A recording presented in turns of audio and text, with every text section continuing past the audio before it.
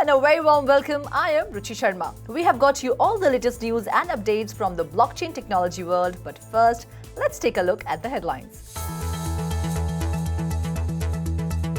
Cryptocurrencies fall ahead of Fed meeting details, Bitcoin above $20,000. EToro $10 billion SPAC deal cancelled as transactions become impracticable.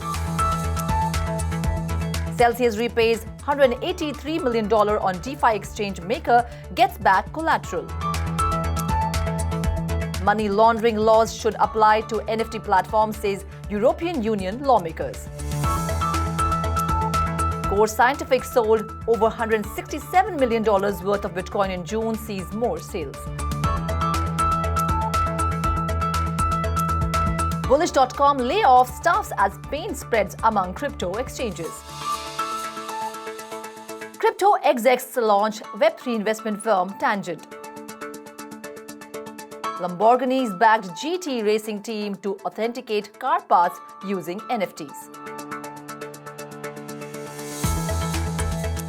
Cryptocurrencies fell in Asian morning trades Wednesday as investors turned cautious ahead of the release of minutes of the Federal Reserve meeting.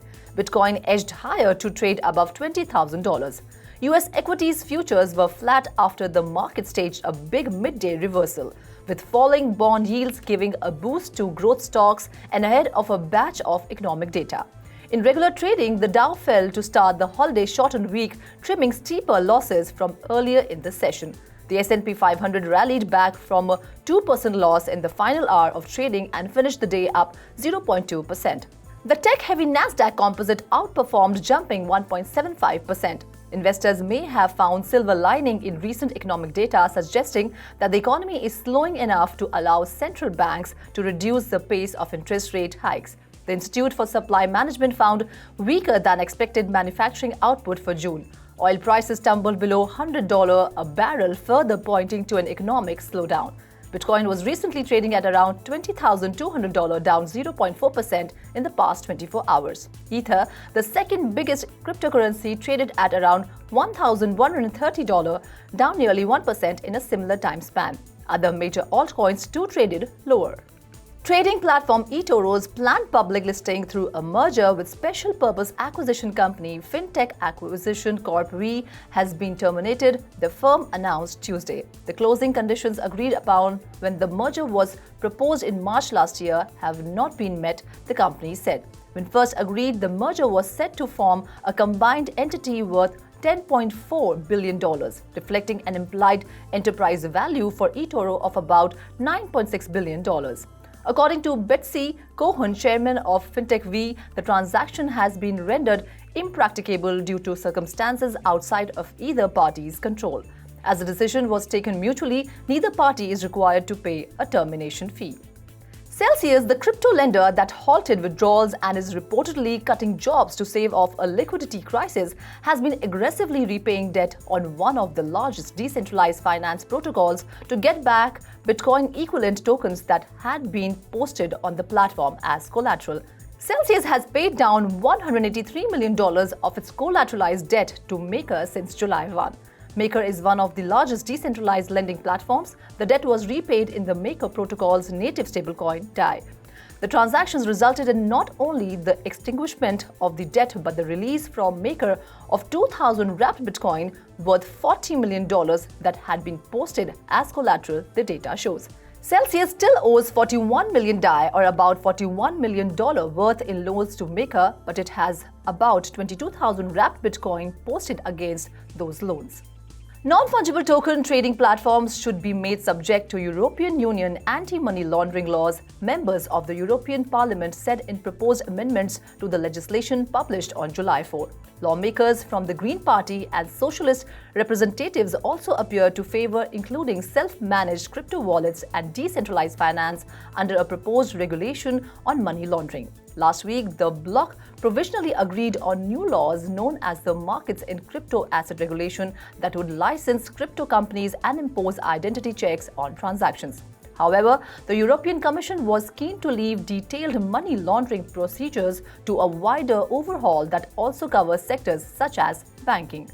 Core Scientific said it sold 7,202 bitcoins last month at an average price of $23,000 to raise about $167 million. The company said proceeds from the sales were mainly used for payments towards ASIC servers, capital investments in additional data center capacity, and debt repayments. Core said it will continue to sell self-mined bitcoins to pay operating expenses, fund growth, retire debt, and maintain liquidity.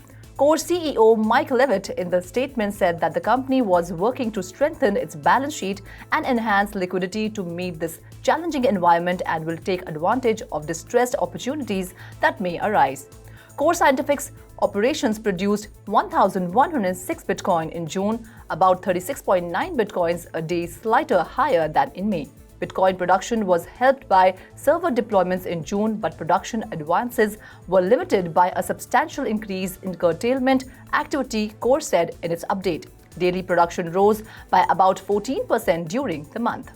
Bullish.com, a crypto exchange serving institutional clients, has joined rivals in making cutoffs as the market struggles with an ongoing period of weakness. Fewer than 30 staff members have lost their jobs at Bullish, which according to its LinkedIn profile employs around 270 people.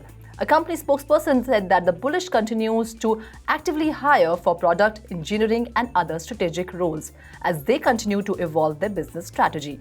By cutting jobs, Bullish joins other crypto firms that have been struggling due to a significant market downturn. In recent weeks, Coinbase, Gemini, BitMEX, OSL, and Abra have all trimmed their workforces.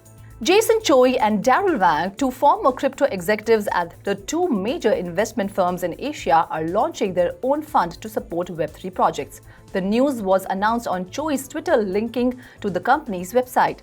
Tangent will work with 3 to 5 early-stage crypto projects each quarter using an undisclosed small pool of proprietary capital. The firm won't accept outside funding or charge management fees. Choi was previously general partner at Spartan Capital and Wang was previously principal at DeFi Capital in Singapore. Tangent is also tapping influential people in decentralized finance to serve as mentors at the fund with the goal of providing support and advice to the selected projects. Vincenzo Sospiri Racing, a GT racing team backed by Lamborghini's motorsport department, has announced its partnership with non-fungible token platform GO2 NFT to launch a program that certifies racing car parts. In an announcement, the former racing champion Vincenzo Sospiri from the VSR mentioned that their team will build NFT certification for their race cars with the GO2 NFT and blockchain platform Ski Network. This will allow them to monitor and ensure the quality of the car parts. Apart from the car parts, VSR is also looking to expand the NFT certification program to include official merchandise and its other products as well. That's all in the bulletin for now. Keep watching Crypto TV.